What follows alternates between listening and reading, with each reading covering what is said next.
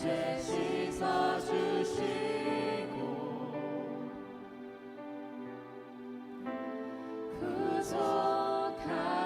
구속하셨네. 어둠을 물리치신 세상의 빛 예수, 영광의 빛 비추사 자유케 하시네.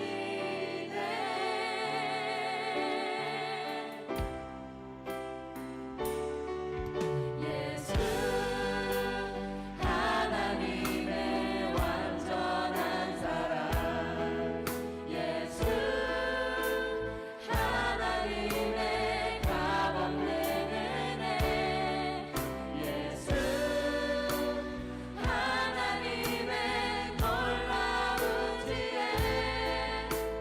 아름다운 그 이름 예수,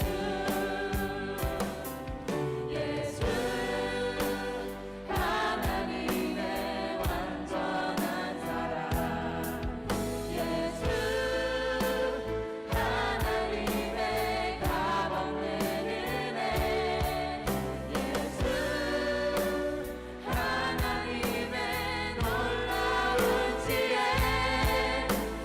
마지막으로 고백하겠습니다.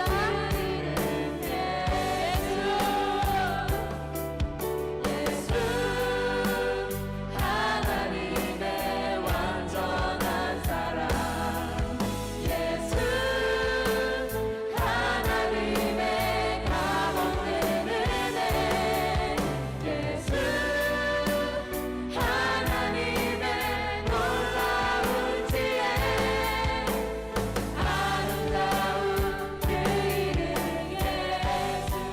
예수 사랑합니다. 예수.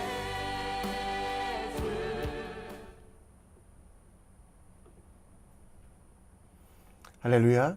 2025년 4월 24일 목요일 삶의 첫 시간, 이 시간을 기도와 묵상으로 주님께 올려드리는 여러분들을 축복합니다. 저희 집 인터넷 사정이 좋지 않아 끊어질 수도 있는데요, 버퍼링이 나도 기다리시면 다시 회복하겠습니다. 믿음의 주요 온전케 하시는 예수를 바라보며 예수님께서 모든 것을 참으시고 마침내 하나님의 영광을 이루셨던 것처럼 오늘도 예수님과 동행하며 일어나 함께 가자라고 말씀하시는 그 예수님의 부르심에 아멘하고 삶 속에 실천하는 우리 모두 되길 함께 기도합시다. 이 아침에도 우리의 믿음을, 우리의 신앙을 사도신경을 통해 고백합니다. 전능하사 전지를 만드신 하나님 아버지를 내가 믿사오며 그 외아들 우리 주 예수 그리스도를 믿사오니 이는 성령으로 잉태하사 동정녀 마리아에게 나시고 본디오 빌라도에게 고난을 받으사 십자가에 못 박혀 죽으시고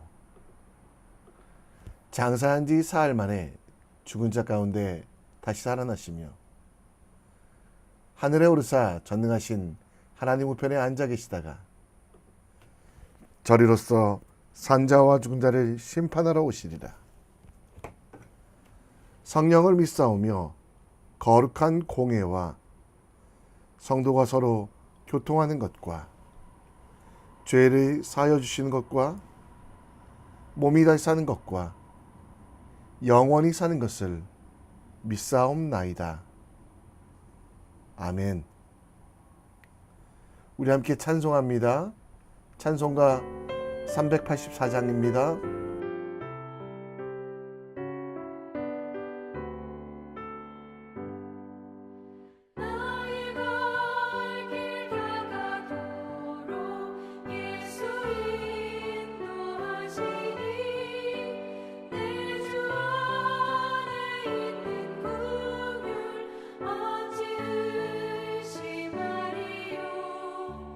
믿음으로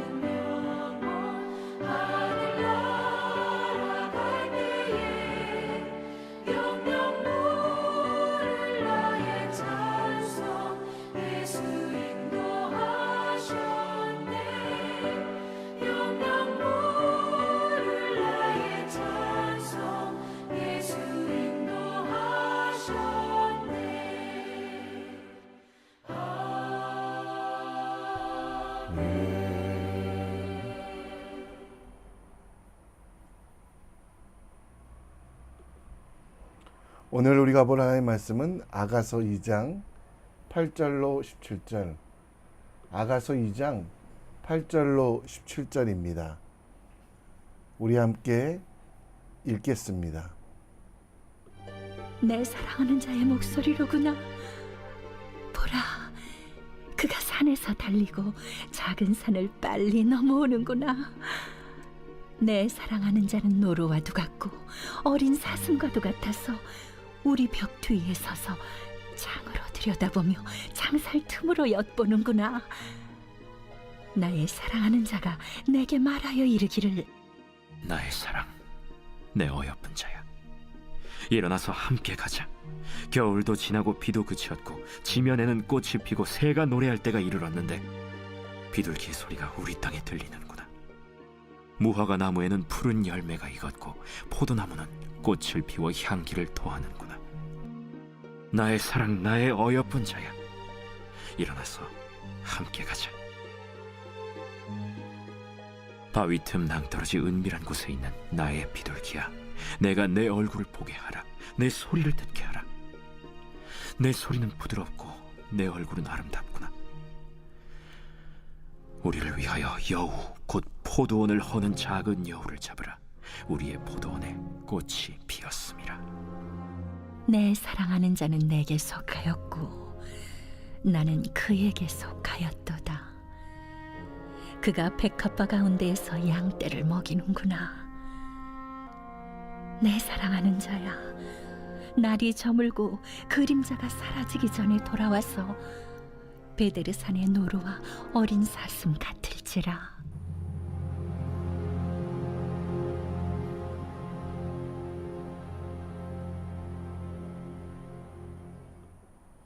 아멘. 제 인생 영화 중 하나는 위워 솔저스라는 영화입니다. 베트남 전쟁에서 있었던 일을 영화한 것인데요. 주인공은 무어라고 하는 지휘관입니다. 전 그 무어라는 지휘관이 전쟁터에 나가기 전에 했던 명언을 기억하며 저도 그렇게 동역자들과 함께 살고 싶다, 잘 싸우자, 이길 수 있다라는 격려와 정보가 아니라 항상 함께했던 그의 대사가 큰 감동이 되었습니다. 무어 대령은 전쟁터로 떠나는 그 군사들에게 우리가 전투에 투입되면 내가 맨 먼저 적진을 밟을 것이고 맨 마지막에 적진에서 나올 것이며 단 한 명도 내 뒤에 남겨두지 않겠다. 우리는 살아서든 죽어서든 다 같이 조국으로 돌아간다. 하나님, 우리를 도우소서 라는 내용이었는데요. 아마 저는 이 영화의 감독이 누군지는 잘 모르지만 예수의 십자가의 길을 걸어가며 제자들에게 했던 그 말씀을 모티브하지 않았나. 마태복음 26장 46절 말씀처럼 일어나 함께 가자라고 말하며 십자가의 길을 담대히 걸었던 그 모습이 모티브가 아니었을까. 그런데 제자들 중 그 누구도 예수님의 고난의 길에 동참하지 않았습니다. 원래부터 자격도 실력도 의리도 없었던 사람들이었기 때문입니다. 그러나 예수님은 그들을 위하여 십자가의 길을 묵묵히 걸어가셨고 그 예수님을 배반한 제자들, 자신의 십자가에 못 박은 무리들을 다시 찾아가 일어나 함께 가자라고 말씀하시며 마지막 때 곧 성령께서 그들에게 임하셔서 예수님이 다시 오실 때까지 해야 될 일이 무엇인지를 설명해 주시며 마태복음 28장 19절 20절에 세상 끝날까지 하나님께서 곧 성자 예수님께서 그들과 함께 하실 것이기에 실망의 실패의 자리에 있지 말고 일어나 함께 가자라고 말씀하고 있습니다. 아가서는 솔로몬의 시로 남녀 간의 관계를 아름답게 표현하므로 교회와 예수 그리스도 그리고 예수님의 사랑하시는 성도들의 관계를 표현합니다. 그 중에 2장에서는 신랑이 신부에게 함께 가자고 아무것도 할 수 없는 신부를 일으켜 세워서 거룩한 신부로 신랑이 원하는 것들을 이루어가는 동역자들로 서는 모습이 나옵니다. 본문 말씀을 통해 우리를 사랑하시는 예수님이 우리를 어떻게 마지막까지 인도하시고 함께 하실 것에 대하여 살펴보겠습니다. 졸며 자고 있어 깨어있지 못한 우리를 깨우시며 일어나게 하시며 말씀하시는 예수님, 그 예수님의 말씀을 이 시대에 우리가 어떻게 적용하고 어떻게 살아가야 될지에 대해서 함께 묵상해 보겠습니다. 오늘 본문 8절부터는 신랑의 사랑받은 신부의 고백, 신랑이 자신을 어떻게 사랑하는지에 대한 고백의 내용입니다. 그러나 그 내용 속에는 신랑은 신부에게 사랑하는 자라고 얘기합니다. 신부는 지금 신랑을 기다리고 신랑은 신부가 보고 싶어서 달려오고 있다는 내용이 바로 그 내용인데요. 이렇게 달려온 신랑은 10절에 보면 나의 사랑하는 자가 내게 말하여 이르되, 신랑이 이렇게 말했다고 신부가 이야기합니다. 나의 사랑, 내 어여쁜 자여 일어나 함께 가자라고. 또한 13절에도 마찬가지로 똑같은 본문, 나의 사랑, 나의 어여쁜 자여 일어나 함께 가자라고 고백합니다. 11절에 보면 겨울도 지나고 비도 그쳤다라고 말하는데요. 이스라엘에는 이른 비와 늦은 비가 있어 겨울도 추워서 겨울이 아니라 비가 내리지 않아서 땅이 딱딱해지는 건기, 그 건기의 끝은 늦은 비가 내려서 땅을 부드럽게 하면 일어나 일을 시작해야 되는 것이 당시 사람들의 삶이었습니다.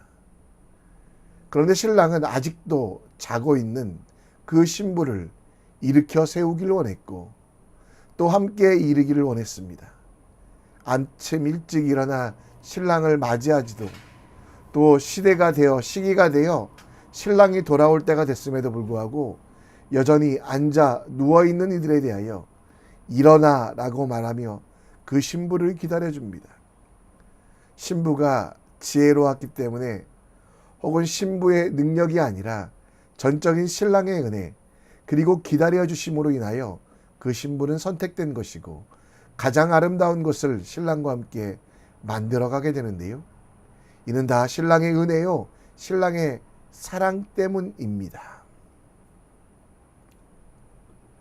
우리가 신랑 되시는 예수님의 선택을 받은 것, 예수님께서 우리를 찾아오셔서 일어나 함께 가자라고 말씀하신 이유는 우리의 자격, 우리의 행동 때문에가 아니라 전적인 은혜와 사랑 때문입니다.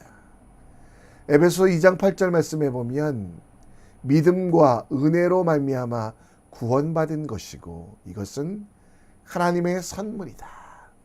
우리가 게으름으로 온전한 삶이 되지 않아도 여전히 죄악된 본성 가운데 죄와 사망 속에 엎드러져 있어도 이미 죽었던 우리들을 예수님은 찾아오셨고 우리 몸속에 더러움과 우리 삶 속에 악이 있음에도 불구하고 손을 내밀어 그 보혈로 씻을 테니 일어나 함께 가자라고 예수 그리스도의 십자가 보혈로 영원한 생명의 길에 동행할 수 있도록 초청해 주셨습니다.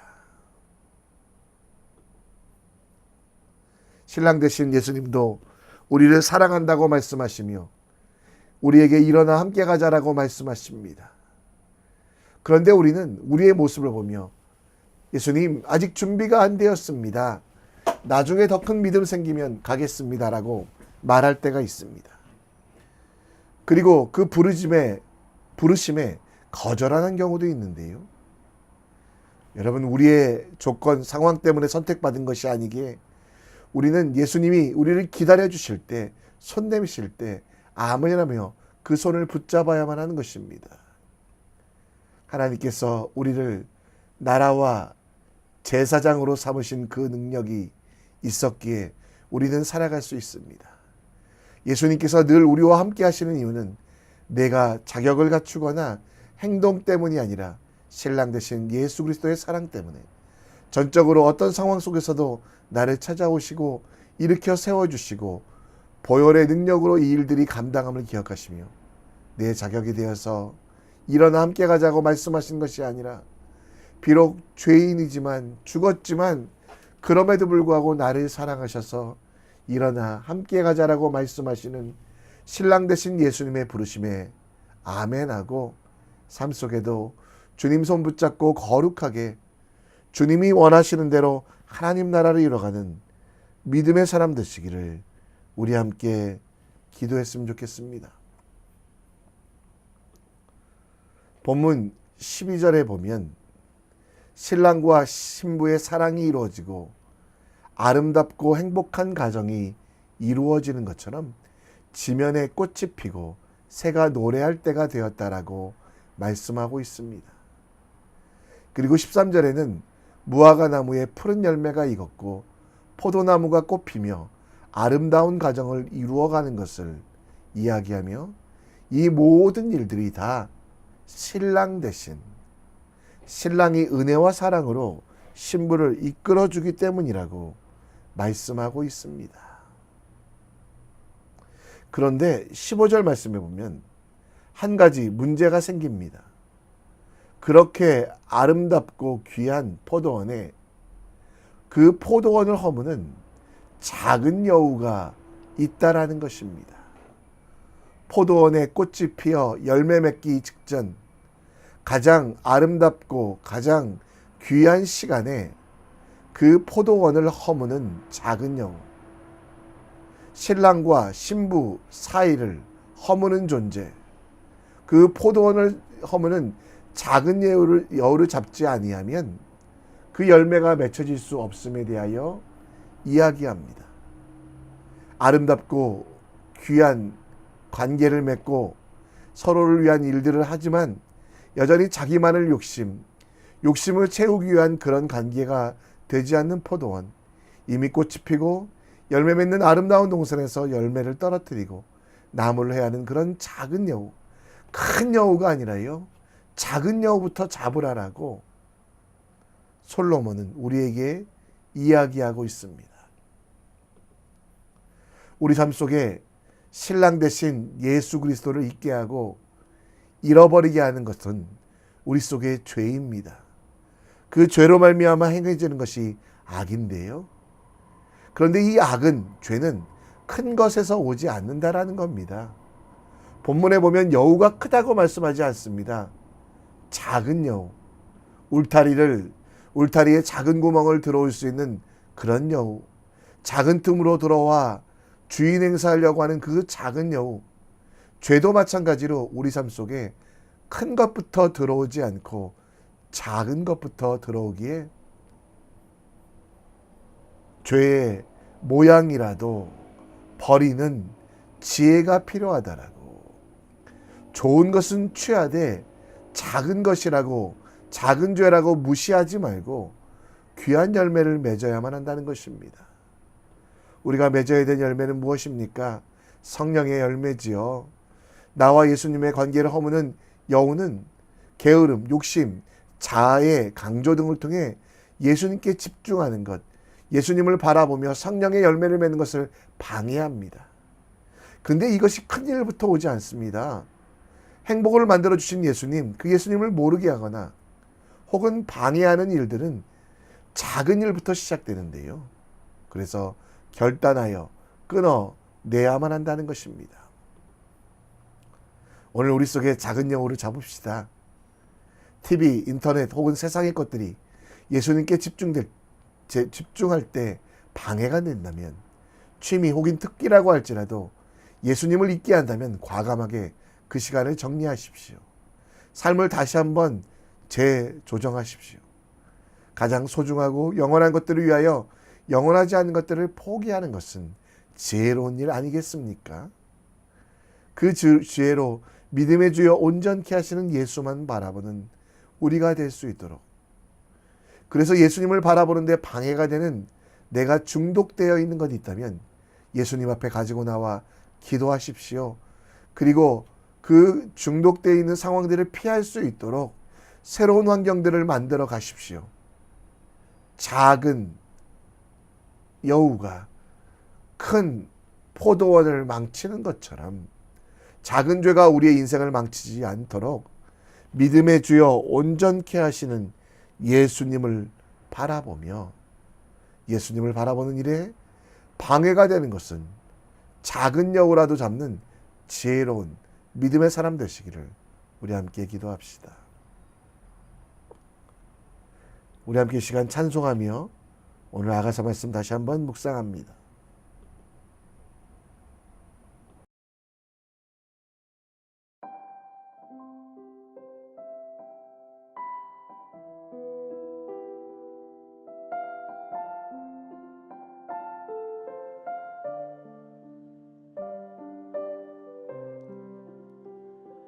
그를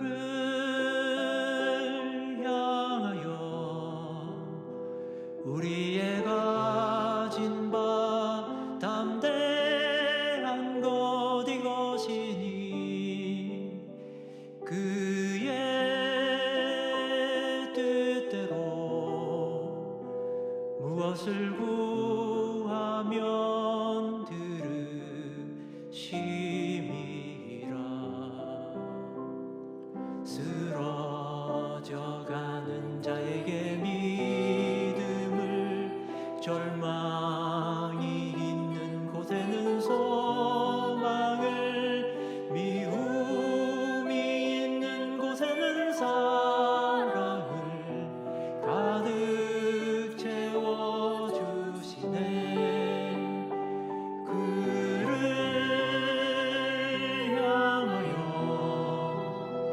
우리의 가진 바 담대한 것 이것이니 그의 뜻대로 무엇을 구하면 들으심이라. 예수는 우리를 인도하는 참길, 우리의 눈을 뜨게 하는 진리, 고통 중에 위로가 되시는 우리의 영원한 생명. 주를 향하여 우리의 가진 바 담대한 것 이것이니 주의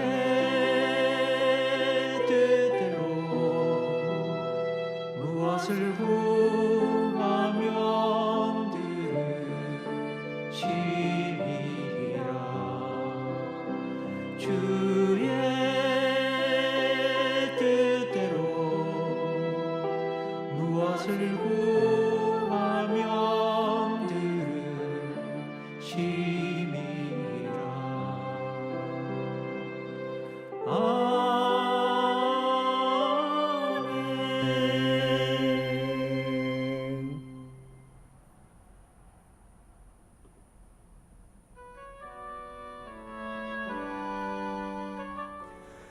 오늘도 아가서 2장 말씀을 함께 살펴봤는데요.